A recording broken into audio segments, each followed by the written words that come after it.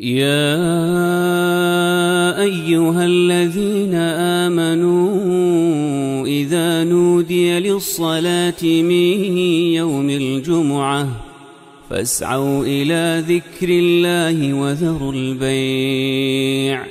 ذلكم خير لكم إن كنتم تعلمون. الحمد لله رب العالمين، والصلاة والسلام على سيدنا وحبيبنا محمد وعلى آله وأصحابه أجمعين. ئیمانداران و خواناسانی زۆر بەڕێز، هەمومان دەمرین، هەمومان ڕۆژێک ئەم دنیاە بەجێ دێڵین و چارەنووسی ڕاستەقینەمان لەو شوێنەوە دەست پێ دەکات. تەواوی سەرەمەرگ و ناو قیامەت بە کورتی و پوختی لە قورئانی پڕبەرەکەت و بەخششدا خوای پەروەردگار بۆی دیاری کردوین. لە سەرەمەرگدا دوو جۆر مرۆڤ هەیە. تەواوی مرۆڤایەتی جۆری سێیەمی نییە، بەس ئەم دوانەیە. جۆری یەکەم ئەو کەسانن کە بە ئیمانداری دەمرن. لە سەرەمەرگە ئینسانی ئیماندار لە لەحەزاتی ڕوح دەرچوون و چارەنووسی تەواویدا ئەمە خوای گەورە خۆی پێی فەرمووین، بۆی باس کردوین هەوڵ بدە لە ئەهلی ئیمان بی بۆ ئەوەی ئەمە چارەنووست بێ. إن الذين قالوا ربنا الله ثم استقاموا تتنزل عليهم الملائكة ألا تخافوا ولا تحزنوا وأبشروا بالجنة التي كنتم توعدون. سورة فصلت آية سي. أو كسانيكوا بدلوا بكل لجياني دنيا دا بشانازيه وتويانا ربنا الله پروردگار مانا، أو الله يا دروسكري منا روزي درما هرچی خەڵات و خۆشیەک لەم سەرزەویەدا هەمووی هی ئەڵڵایە، لە ناخی دڵەوە بەردەوام ئەمە دووتۆتەوە. ثم استقاموا، ئیماندارێکی کاتی نەبووی لە دەقەیەکە دڵت گەرم بێ شەو نوێش بکەی دواتر مانجێک مزگەوت نەبینی. ثم استقاموا، لەسەر ئەم شاڕێگای سیڕاتی مستەقیمە بەردەوام بوو حتا لەحزەی مردن لەگەڵ دینی خوادا ژیایی. ئەو کەسانەی کە بەردەوام ئەڵڵایان لەبیرە. ثم استقاموا، بەردەوامن لەسەر ئەم شاڕێگەی ئیسلامە بەدووی هیچ ڕێسکەیەک ناکەون حتا دەگەنە لەحزەی سەرەمەرگ. تتنزل عليهم الملائكة، ئەو وەختەی کە ڕوح دەگاتە ئەمانە ئینسان وردە وردە جەستەی سار دەبێتەوە. ماڵ و منداڵ بەدەورتەوەن و ئازیزان لە خەستەخانە بیان لە ماڵەوە بەدەورتەوە دەگرێن و دکتۆر هەوڵی خۆی دەدا. لەو کاتەدا ئەمە غەیبە، پەروەردگار ئاگاداری کردوینەوە، بە چاو نابیندرێن. تتنزل، وەکو عەلامەی سەعدی لە تەفسیرەکە دەفەرمێ یعنی یەتەکەڕڕ، پۆل فریشتەکانی خوا دێن بۆلات. جەماعەتێک مەلایکە دێن ئەوان دەڕۆن، جەماعەتێکی تر دێن، بەڵام سێشتت پێ دەڵێن، هەرچی دێن دڵنەوایی تۆ دەکەن. پێت ئەڵێن لەم کاتەدا سێ موژدەی خوامان پێیە بۆ تۆ. ئەللا تەخافوا، مەترسە، ئەی ئیماندار مەترسە لە ڕوحکێشان. زۆر بە ئاسانی ئێستا ڕوحەکەت جەستەت بەجێ دێڵێ. مەترسە لە گۆڕ، مەترسە لە قیامەت، مەترسە تۆ ناچیتە جەهەنەم. ئینسان بەڕاستی لەو لەحزی سەرەمەرگە ئەم ترسانە هەموو شریتەکە دێتە بەرچاوت. ئەو فریشتانە پۆل دێن، ئەو جەماعەتە دەڕوا، یعنی یەتەکەڕڕ و جەماعەتێکی کە دێن دەڵێن مەترسە تۆ لە ترس ڕزگارت بوو جارێکی تر. ولا تحزنوا، بەڕاستی ئینسانی ئیماندار بە وەفایە لەو کاتە کە خەریکە ڕوحت دەرەچێ ژن بیان پیا هاوسەرەکە دێتە بەرچاوت، منداڵەکانت دێنە بەرچاوت. ئەو هەموو خوێندن و شەهادەیە، ئەو مەزرعە و ڤێلایە، ئەو قەسر و قسوور و باخ و باخاتە حەقتە بە حەواڵی پێوەی ماندوو بووی. خوای پەروەردگار لەڕێی ئەو فریشتانە و موژدەی دووەمت دەداتێ. یەک زەڕەش خەم مەخۆ، هیچ خەم مەخۆ بۆ ماڵ و خێزانت کە لە ژیانە بووی خوا بەخێوی دەکردن، چونکە ئیماندار بووی خوا خۆی سەرپەرشتیان دەکا. خەمی مناڵ و خێزانت نەبێ، خەمی ئەوەت نەبێ ئەم هەموو باخ و مەزرعە و شوێنە خۆش و خانۆ خۆشەی کە پەیدات کرد بوو ئەوە پشوت تێدا نەدا بەجێ دێڵێ وەڵڵاهی خوا خۆشتری بۆ داناوی. ئەمە هەر ڕۆژێک کۆتایی پێدەهات و دەڕووخا ئەگەی بە کۆشک و باخ و مەزرعەکانی بەهەشت. بەڕاستی ئەم دوانە ژیانی هەر هەمومانی تاڵ کردووە واللهی ژیانی هەر یەکێک لە ئێمە لەوەتی مناڵی کە فاممان کردوێتەوە یان ترسە یان خەمە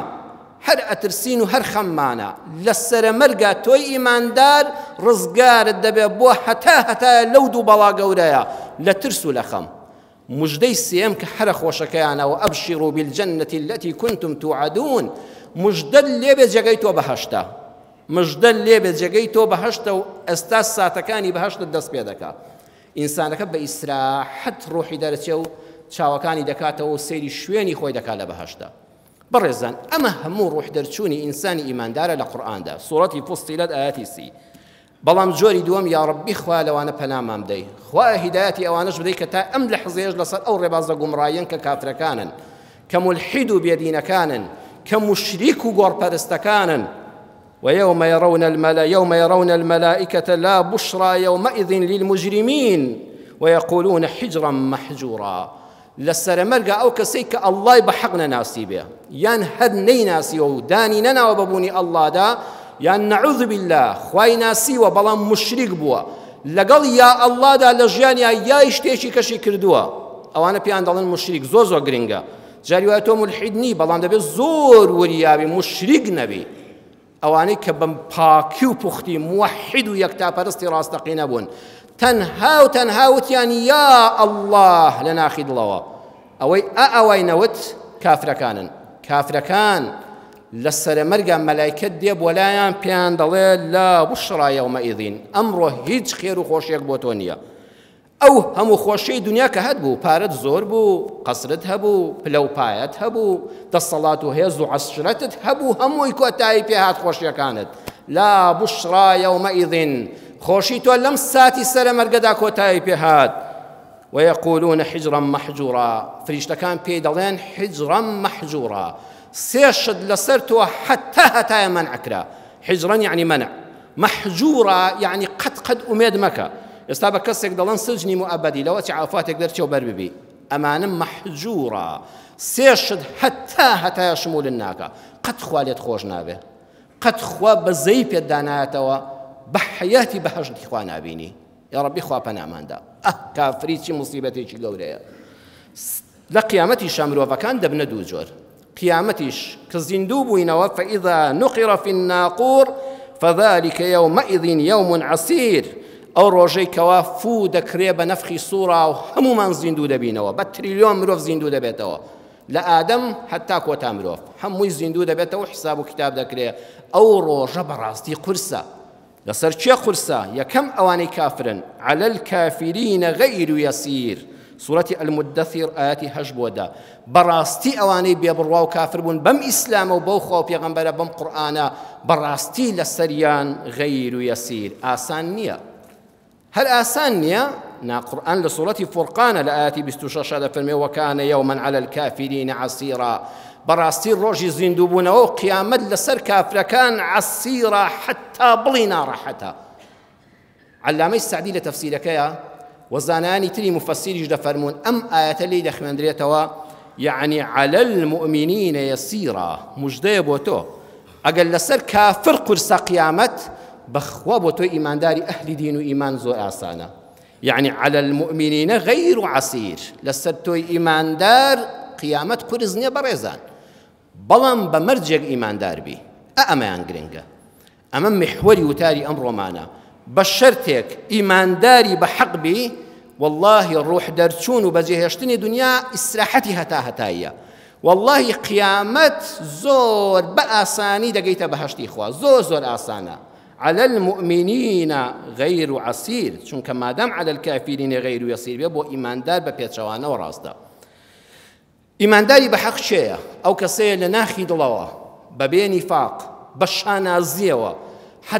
لە ڕۆژی ناسینی خواوە لە باڵغبوونەوە حتا لە حەزەی مردن بەردەوام یەک دروشمی هەیە لا إله إلا الله محمد رسول الله ئەم هەوێیە بە هیچ شتێ ناگۆڕێتەوە دووەمیان لە عیبادەتا بە پێی توانە کەم تەرخەم نەبووە لە نوێژ و ڕۆژ و زەکات و حەج و عومرە و ئەوانەی کە فەرزن بەرهەمی ئەم دوانە خاڵی سێیەمە کە زۆر گرنگە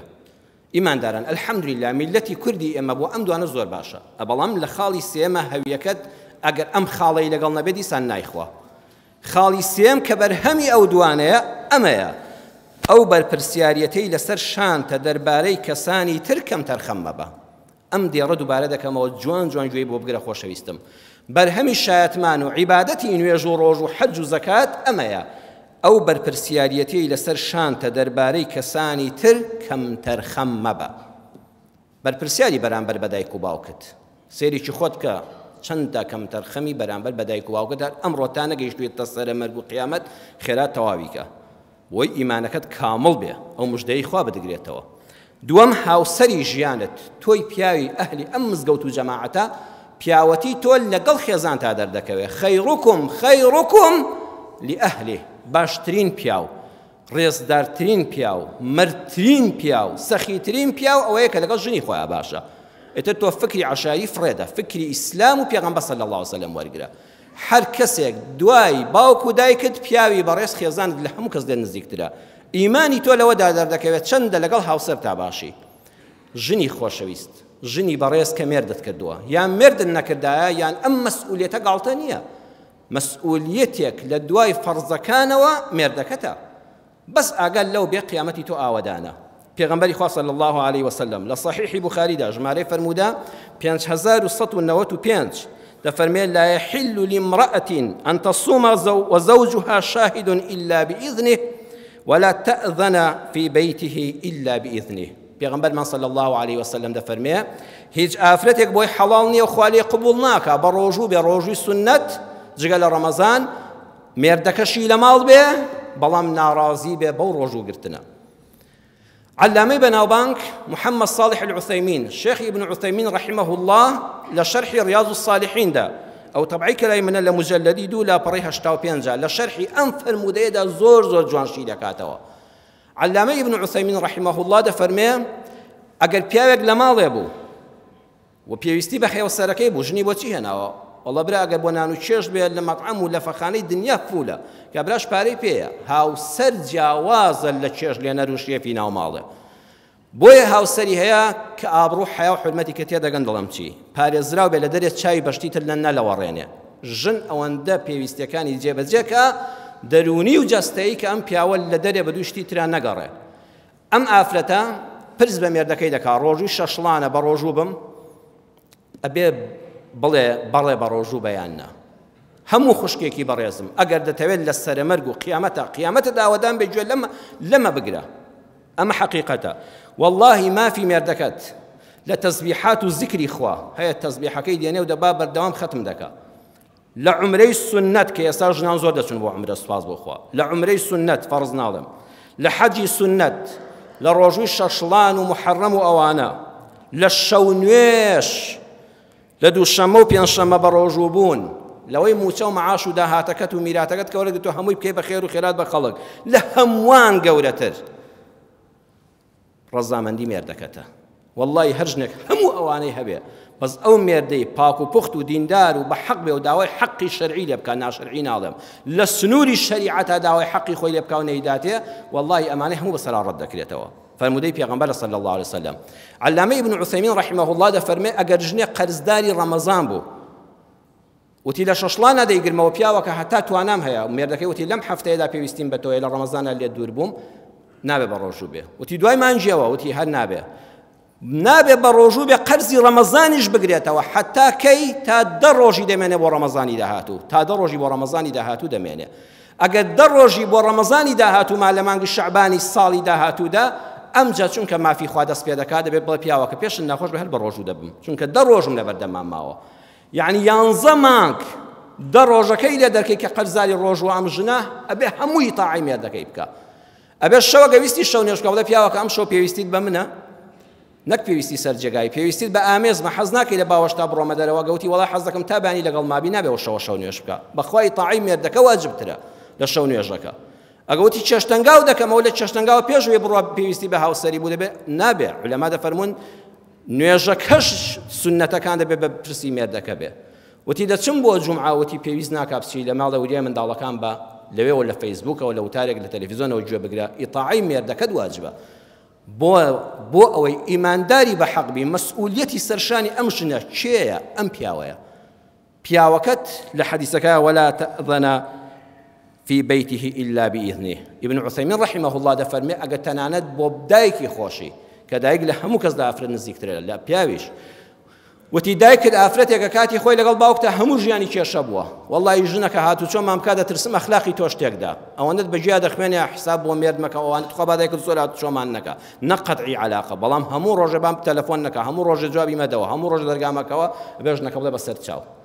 خوشکەکەت زمانی باش نییە لەگەڵ مێردەکەی کێشەی هەیە دەوێت تۆش بە تەلاقداندا لەگەڵ خوشکەکەت ڕازی نیم لە پورت ڕازی نیم لە خاڵمت ڕازی نیم لە مامت ڕازی نیم دەوێت پیاوەکە بەسەر چاو مادام تۆ حەقیقەت دەزانی ئەمانە ماڵەکەمان لە وێران دەکەن ژنی دراوسەکەمان بەس دەدەقە بێتە ماڵ و بەرحمایی بەر دەرگات بکە قومبەلەیەک فڕێداتە ژیانمانەوە مەرحەبای ئەو ژنەمەکە ئەبێ بڵێ بەسەر چاو هەر ئەوەندە لە دوورەوە بڵێم چۆنی و خواحافیز نابێ بێتە دەرگاکەتەوە ئیماندار ئاوە لە دوای شایەتمان و عیبادەتەکان بزانە حەقی چەند لەسەرە بۆ ژن ئەمە پێویستە پەروەردەی منداڵی ساڵح واجبی سەرشانتە پێش ئەوەی کە خەمی خەڵک خۆی خەمی منداڵەکانی خۆت بخۆ مامۆستای بەڕێز ئێستا کاتی ئیمتیحانەکانە هەر لە بنەڕەتی هەتا زانکۆ دەڵێم مامۆستای جددی واللهی دوای فەرزەکان دوای شایەتمان و فەرزەکان ئەم منداڵانە و ڕۆڵانەی خەڵک لە بچووکەوە بۆ گەورە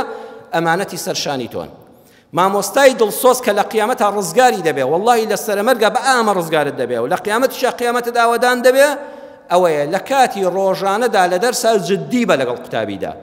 هەرچی توانای خۆت هەیە لە عیلم و زانیاری پێ بدە ڕۆژانەش پرسیاری لێ بکە هەڵیستێنە بیرجوڵێنە بەکاری بخە بەڵام لە کاتی ئیمتیحانە لە ئیمتیحانە هەوڵ بدە ئاسانترین ئیمتیحان بۆ ڕۆڵەکانمان بێنیتەوە من وا دەبینم لەگەڵ ڕێزی تایبەتیم بۆ یەک بەیەکی مامۆستایانی ئازیزی ناو مزگەوت و بیسەر و بینەر هەمومان قەرزاری ئێوەی خۆشەویستین لە بنەڕەتی هەتا زانکۆ مامۆستای خۆشەویست زۆربەتان وا دەبینم لە ڕۆژانە ئیهمالی کردووە لە ئیمتیحانی سەری ساڵا تەلەبەکەمان بۆ دەکوشێ کام ئیمتیحانەی کە قورسە کام پرسیارەی دەڵێی لە کون و خوشبن و حاشیە و مەتەڵایە ئەوە بۆ تەلەبە دێنێتەوە والله تەلەبەی وایە زۆر زیرەکە تۆ لە یەک ساڵا تەلەبەیەکی منت هەڵ نەسەنگان بێ کەبایی چەنە و مستەوای زانستی و ئەدەبی چەندە دەتەوێت لە یەک ئیمتیحانی یەک ڕۆژە لەوە چێ لەو شەوەدا برا دایک و باوکی لە ماڵەوە شەڕیان بوو بێ فەقیر سەعی بۆ نەکرابێ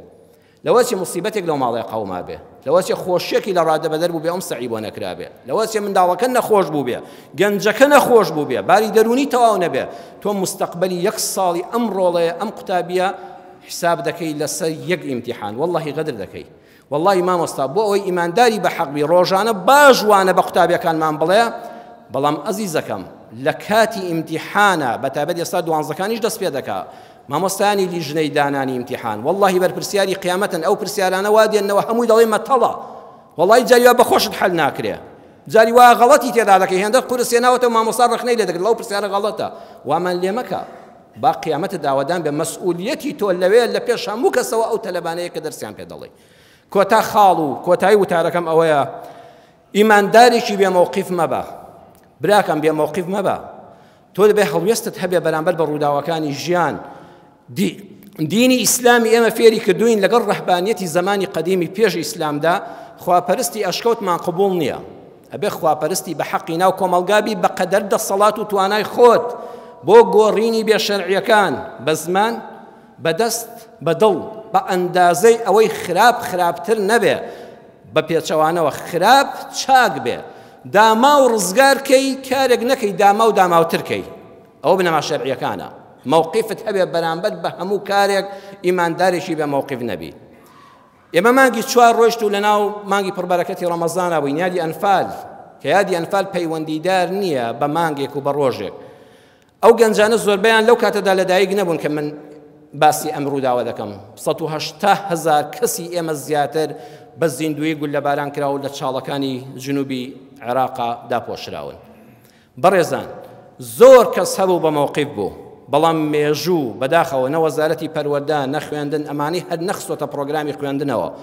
هیوا لە خوێندنا بۆ من باز دەکرێت کە هەر شایان نیە لە منهەجی خوێندنا بێ بەس ئەم قارەمانانی خۆمان کە لەسەر ئەخلاقی گەلەکەمان لەسەر ئافرەتەکانی خۆمان بەجوابوون کەم خەڵک هەیە بیان ناسێ کتێبێک هەیە نووسەری بەتوانە مامۆستا عارف قوربانی بە ناوی فەرج ئەو کەسەی کەوا لە گۆڕە بە کۆمەڵەکانەوە بە زیندوێتی گەڕایەوە دوای گول لە بارانکردن لە لاپەڕەی 4 ئەو کتێبەدا مامۆستا عارف قوربانی دەڵێ ئەو کتێبە پێشکەش دەکەم بە کەسێک کە ناوی عەبدوڵڵا خەرابەیە عەبدوڵڵا خەرابەیی گەنجێک بووە پێشمەرگەش نەبووە لەو کاتەدا بەس تەنها چەکی خۆی هەبووە لە دەیەکەی خوا دانیشتووە لە خەرابەی دەشتی کۆیەش ژیاوە ئەو گەنجە لە کاتی هێرشی ئەنفالە لە حەشارگەیەکە خۆی پەنادەدا و ڕزگاری دەبێت لەشکری سوپای بەعس دەڕوا و کێوماڵ تەواو دەبێ هەرچی ژن و منداڵی دەشتی کۆیە لەگەڵ خۆی دەیبا ئەو شوێنەکەی زۆر ئاسەیە کونێکی بچووک خۆی تیا حەشارداوە سەربازەکان بەبەر دەمیات چەند جار دێن و دەڕۆن ڕزگاری دەبێ و بۆ شەو بە سەلامەتی دەڕواتەوە بۆ شوێنێکی ئەمین ئەم پیاوە لە دەوری ئێوارەدا تەماشا دەکا کچێک کە لە دایک و باوشیدا بڕاوە کچێکی عازب کچە کوردێکی ڕووسور بە حیا و حرمەت جلێکی کوردیدا پۆشراوی لادێیانی خۆمانی لەبەرا بووە دوو سەرباز هەڵیان بڕیوە ئەیکەنە قامیشەڵانێکەوە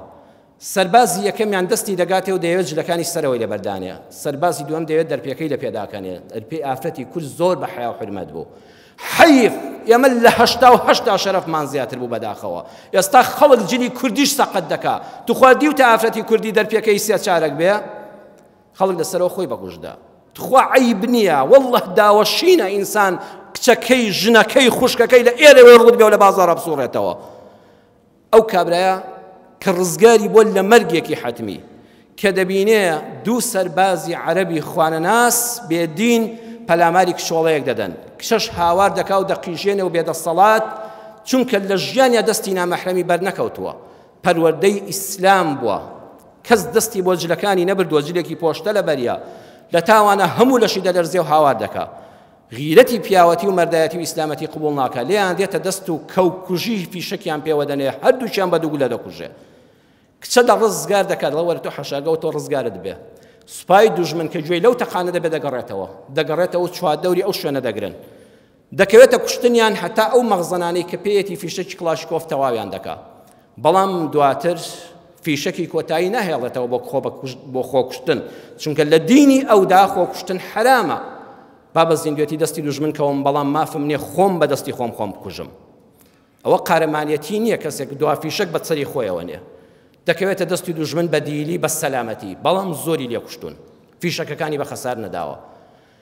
ئەو کاتە کە دەیبەن بۆ لای بەرپرسی هەموو ئەنفال بارق عەبدوڵڵا هەمووتان ناوتان بیستووە بارق عەبدوڵڵا ئەوەندە لێ بەداخ دەبێ کە ئەو کچەی ڕزگار کردو نەیهێشتۆ شەرەفی کورد بشکێ ئەو کچەشیان بێنایە بۆ ئەو هەروەها ئەو هەموو سەربازەی کوشتووە ئەی خاتە کۆپتەرەکەیەوە بە سەیاقی کۆپتەرە تایبەتەکەی خۆی دەڵێ بەرز بەوە بەرەو ئاسمان حتا شوێنێکە کۆپتەر دەتوانێت بەرز بێتەوە لەوێەوە بە زیندوێتی ئەو عەبدوڵڵا دەخاتە خوارەوە لە کۆپتەرەکە و لەو ئاسمانەوە دەیخاتە خوارەوە بۆی لە خوارەوە پارچە پارچە بێ و بە عەزابێکی زۆرەوە بمرێت ئەمە موقیفە ئەمە هەڵوێستە تۆ بە ئازار ڕۆحت دەرەچێ بەڵام لە سەرمەرگا بەس بە شەرتێک ئیمانداری حەق بی و خوات بە تاکو تەنها ناسیوە و ڕێبازی پێغەمبەر بوو بێ بە تەنها صلی الله علیه وسلم فریشتە پێت دەڵێ ئەلا تەخافوا ولا تەحزەنوا هیچ مەترسە هیچ خەمبار مەبە تۆ یەکجاری ڕزگارت بوو تۆش موقفت هەبێ ئیبراکەم موقفت هەبێ ئیماندارێکی بە موقف بە والله ئەم ئاەتە إن الذين قالوا ربنا الله ثم استقاموا بەڕاستی دڵخۆشکەرە والله بەڕێزان بەس ئیمانەکەمان تەواو بێ ئیمانت تەواو بێ نە لە مەرگ بترسە نە لە مردن بترسە نە لە قیامەت بترسە هەمووی خۆشیە و پێشوازی لێ بکە درێژەی ئەم بابەتە و تەفسیری زیاتری ئەم ئاەتە ئینشاء الله هەڵدەگرین بۆ وتاری جومعەی داهاتوو یا ڕەبی خوای پەروەردگار ڕەحممان پێ بکەی خوای پەروەردگار بە گەورەی و میهرەبانی خۆت لە قورئان باشتر شارەزامان بکەی یا ڕەبی خوای ئیمانداری بە حەق بین خوای هیدایەتمان بدەی ئیماندار و خواناسی ڕاستەقینە بین صفاتی ئیماندارانی ڕاستمان تێدا بێ بۆ ئەوەی سەرمەرگێکی پاک و پوخت و دیندارانەمان هەبێ یا ڕەبی خوای قیامەتێکی ئاوەدانمان هەبێ و جێگەی هەموو لایەکمان بەهەشت بێ خوای بە گوناهەکانی خۆمانمان لەگەڵ نەکەی بە ڕەحمی خۆت عەفومان کەی یا ڕەبی خوای ئەوانەی مردوون ئەهلی ئیمان و مزگەوت بوون یا ڕەبی خوای جێگەی هەموو لایەکیان بەهەشت بێ ئەوانەی نەخۆشن یا شافیە ئەڵڵا شیفای بەخێریان بدەی ئەوانەی نەخۆشی دەرونیان هەیە ترسیان هەیە خەمیان هەیە یا ڕەبی خوای ترس و خەم لەسەر دڵیان هەڵگری ڕەحم بە حاڵی هەموو لایەکمان بکەی آمین آمین والحمد لله رب العالمين يا أيها الذين آمنوا إذا نودي للصلاة من يوم الجمعة فاسعوا إلى ذكر الله وذروا البيع ذلكم خير لكم إن كنتم تعلمون